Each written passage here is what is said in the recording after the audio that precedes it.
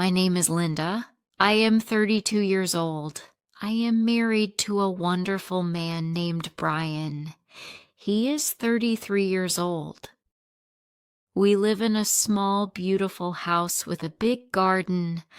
Our life was simple and quiet. I worked part-time at a local library. Brian worked for a big company in the city. His job required him to travel. Sometimes he would be gone for a few days, sometimes for a week.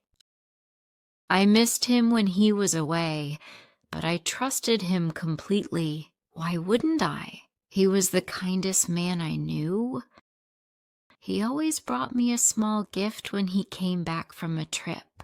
We talked about everything. I felt safe with him. I felt so loved. I thought we would grow old together in our beautiful house. I thought I knew everything about him, but I was wrong. I remember that night very clearly. It was a Friday. We were in bed. I was reading a book. Brian was already asleep. He was tired from a long day at work. I put my book down and turned off the light. I closed my eyes, ready to sleep. Then his phone started ringing. It was strange. Why was it ringing so late? It was almost midnight. I thought, maybe it's an emergency from his office. I didn't want to wake him up. He looked so tired. I picked up the phone and saw an unknown number. Should I answer? Maybe it was important. I pressed the green button. "Hello?" I said. There was no answer. Then a woman's voice. She sounded scared, like she was crying. "Brian, is that you, Brian?" she asked. Her voice was shaking. My heart began to beat fast. "No, this is his wife, Linda," I said. "He is sleeping. Is everything okay?" There was a pause. "His wife," she said. Her voice was full of confusion. Then it became serious again. "Please, I need to talk to him. It's Davis, our son. He has a very high fever. He's not waking up. The doctor said we need to go to the hospital right now. Please wake him up." I couldn't breathe. "Our son Davis? Who was Davis? We didn't have a son. We didn't have any children." I thought I must have heard her wrong. This must be a mistake, a terrible mistake. I think you have the wrong number," I said. "No," she said. "This is Brian's number. Is this not Brian Carter's phone?" "Yes, it is," I said. My hands were shaking. "Then please," she cried. "I don't know who you are, but I need my husband. My son needs his father. Please let me talk to him." My husband, her husband, our son. The words repeated in my mind. They didn't make sense. "Okay," I said. I don't know why I said it. I ended the call. I looked at the man sleeping next to me, my husband, Brian. He was still sleeping peacefully. He looked the same, but suddenly he was a stranger. Who was this man? This man who had a son? This man who had another wife? Another life?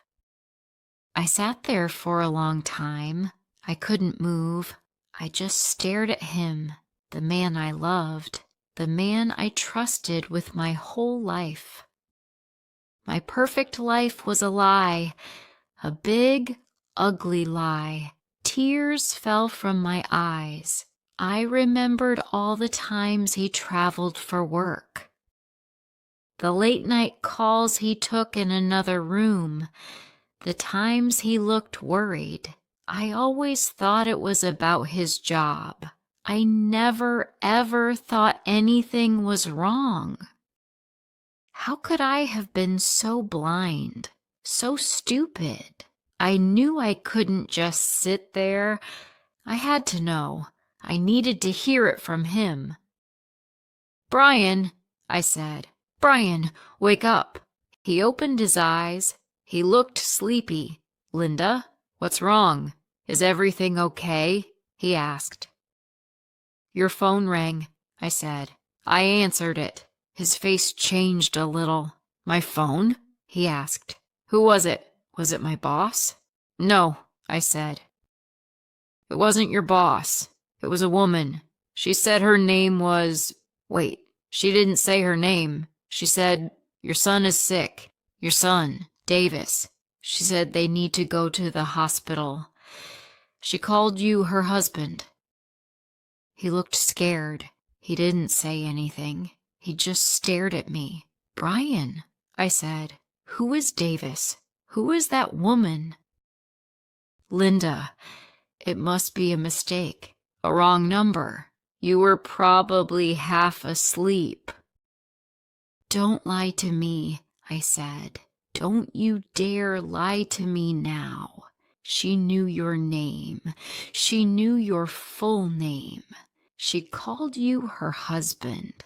She said you have a son together." His eyes were full of guilt. He knew he couldn't lie anymore. "Linda," he said, "I am so sorry. I never wanted you to find out like this." "Find out what?" I asked, even though I already knew. I just needed to hear him say it. "It's true," he said. "I have another family. Her name is Adeline, and Davis. Davis is my son. He is 5 years old." The world stopped. My heart broke. It was real. My husband had another wife and a child. For years, he had lived 2 lives. I couldn't speak. I just stared at him. "How?" I said. "How could you do this? To me? To her?" "It's complicated," he said. "Complicated?" I said. "You lied to me. Every single day. For years. You have a whole other family. That's not complicated, Brian. That's evil." He said, "I met Adeline before I met you. It was a long time ago. We were together for a short time. Then we broke up. I moved to this city for work. A few months later, she called me. She told me she was pregnant. I didn't know what to do. I was scared. I was young. I started sending her money. I went to visit sometimes, to see Davis. I wanted to be a father to him, but I was afraid. I didn't tell anyone. I didn't tell my parents. I didn't tell my friends. Then I met you, Linda, and I fell in love with you. I really did. You are everything I ever wanted. You made me so happy. I wanted to build a real life with you. I thought I could protect you from it." "Protect me?" I said. "You didn't protect me. You lied to me. You built our entire marriage on a lie. Our home, our love. Was any of it real?" "Yes," he said. "Everything with you was real, Linda. I love you. I love you more than anything. Adeline, that was a mistake I made long ago. You are my life." I laughed. "Your life? What about her life? Does she know about me? Does she think she is your only wife?" "No," he said. "She doesn't know about you. She thinks my work requires me to travel all the time." He had lied to both of us. He had 2 women who thought they were his only love. I thought about Adeline, the woman on the phone.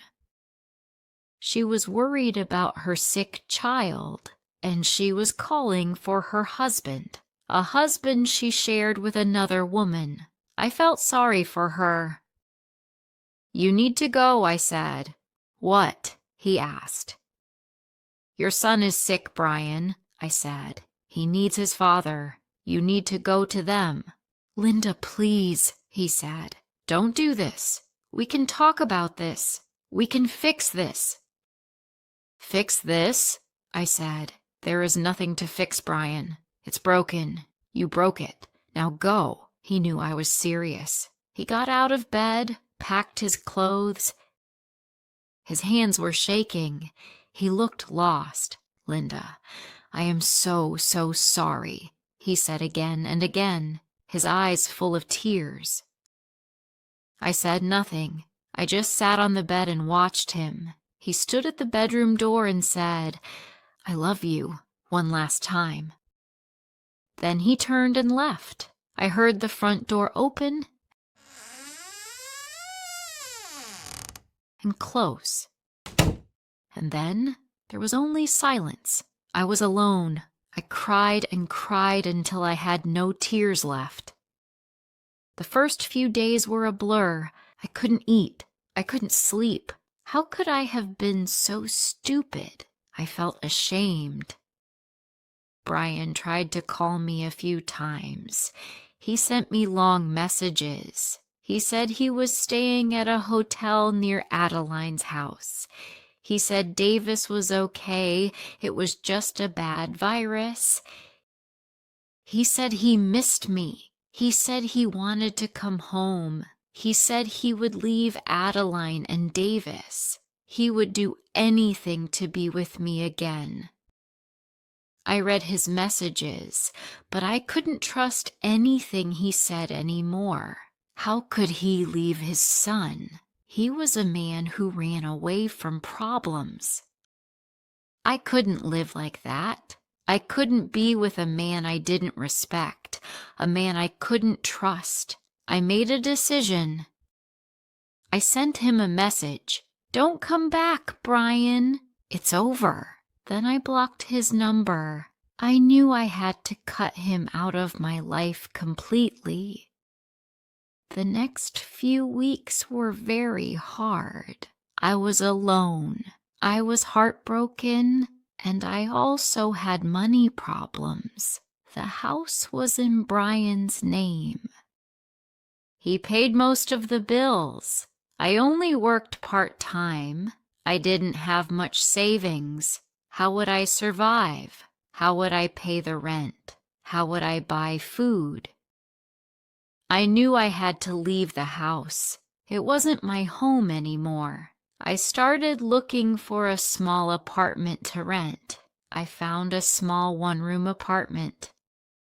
I needed a full-time job. The part-time library job was not enough. I started looking online. I found a job at a hospital. They needed a nurse. I applied and got it. One day, about 6 months after Brian left, I received a letter. It was from a lawyer. My heart began to beat fast. I opened it. It was a letter about our divorce. It was over. The end of our marriage. Now I was completely free. I signed the papers and sent them back. I thought about Brian. I wondered what happened to him, to Linda, to Davis. I hoped Brian was a good father to Davis. He had hurt so many people, including himself. One cold afternoon, I was walking home from work. As I turned a corner, I saw him.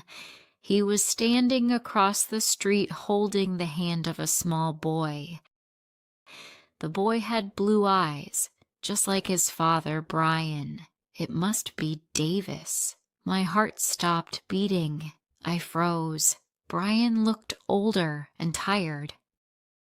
Brian looked up then. He saw me. His eyes met mine. His face was full of sadness and guilt. We looked at each other for a long time. I gave him a small, sad smile. Then I turned and continued walking home. I didn't look back. It was over, and I was okay. The heartbreak didn't destroy me. It changed me. It made me stronger. If you are going through a hard time, please know this. You are not alone. It might feel like your world is broken, like the pain will never end, but you are much stronger than you think. Be kind to yourself. You can heal. You can build a new life, and you can find happiness again. If you liked this story, please like, comment, share, and subscribe.